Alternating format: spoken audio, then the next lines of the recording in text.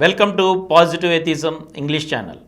Today I am going to continue the article on atheism and morality written by Gora from where I have left in the last episode. Social control. So, the sanction of morality in an atheistic way of life is social control. It is real and effective, while the illusion that God watched man's ways kept the ignorant and the gullible moral. It gave scope for the clever to cheat and exploit the honest. Atheistic social check removes the possibility of the exploitation. Of course, it can be argued that a sinner who, through clever secrecy, can manage to escape the watch of society vigilance can be immoral and impunity. But that possibility decreases with the increase of atheistic consciousness among people. It is theists that leave a sinner free with faith that will be punished by God after life. But when atheists hold up wicked people here and now, the checks became too severe for an immoral man to escape easily. Moreover, what will the immoral man gain? By secret selfishness, he will gain an undue advantage and amass more wealth, power, or comfort. But morality means establishment of equality. The possession of more power, wealth, or comfort exposes his immorality and he becomes punishable. For instance, in a case where sweets are distributed equally among all children, suppose a child secretly takes some sweets from the next child, the possession of the extra sweet exposes the wicked child to be a thief and he becomes punished. So, realistic morality confers no special advantage on an act of secrecy. The trouble of secrecy will go in vain.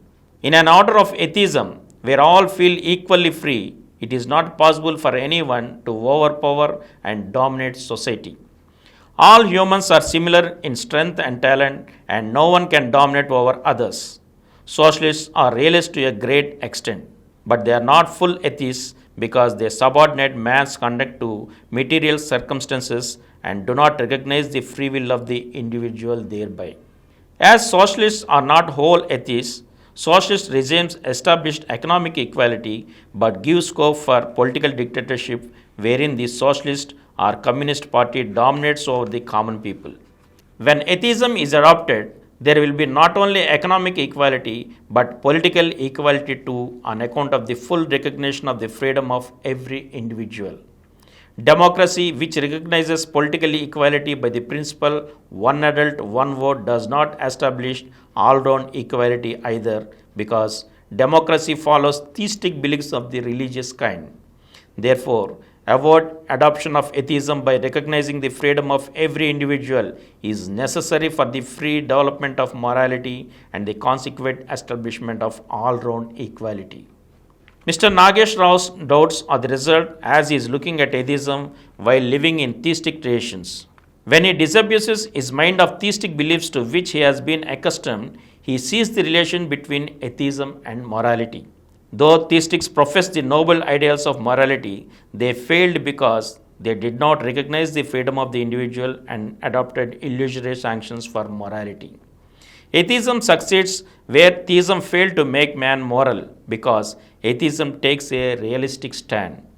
Atheism recognizes the freedom of individual and bases morality on the real sanction of social check here and now.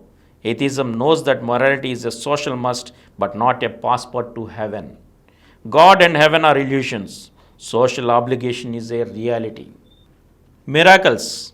I went to several times already to verify claims of miracles. I found that the events claimed as miracles did not happen. They were sleight of hand tricks, jugglery, or natural phenomena that occur rarely like praying palm. Sai Baba, a source of social disease. In the case of Satya Sai Baba, I consider his performances sleight of hand tricks.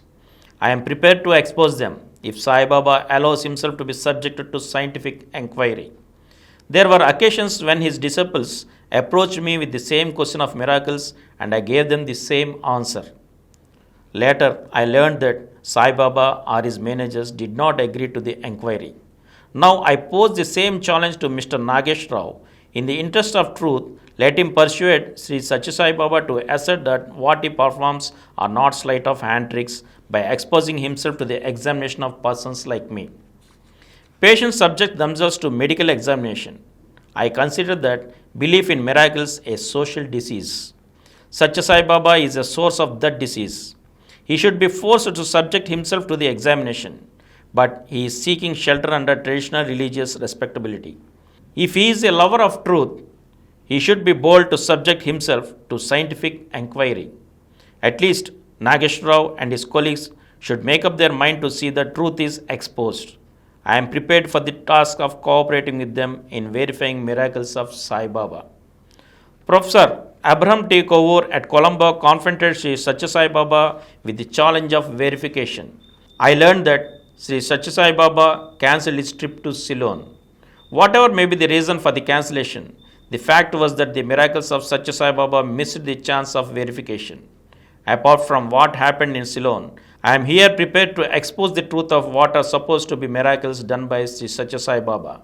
And from here, we shall continue in the next episode again. Thank you.